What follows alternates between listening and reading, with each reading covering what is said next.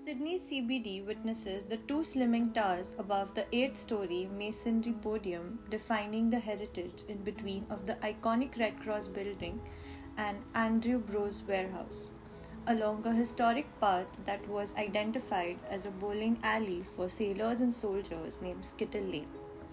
We are currently at the Arc, which represents an architectural statement that combines craftsmanship and texture to create a contemporary tower representing the rich historical context of its surrounding urban fabric. We need to understand why the arc, as quoted by the architect. The roof arches are in the form of an ellipse. We chose the ellipse because it feels more humane. It's not perfect, but it's what makes you connect deeply with the design. It's like the Japanese philosophy of wabi sabi, beauty in imperfection.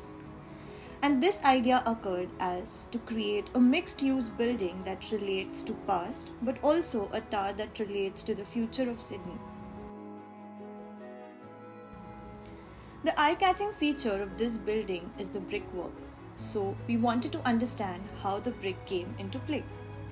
There was an idea to create an intriguing factor, to do a contrasting scheme which can also be very transparent. Usually, people create an emotional connection to the brickwork, and in Australia, it reflects the red earth that represents the heart of Australia. The placement of the bricks is structured in a certain way that brings more light into the internal space and creates shadow patterns. 300,000 bricks were used during the construction.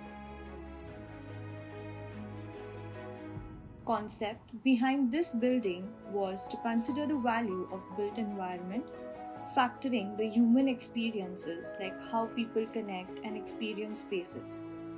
When we first came on the street where this massive building is located, we realized that it merged with its surrounding but at the same time had a glimpse of the future.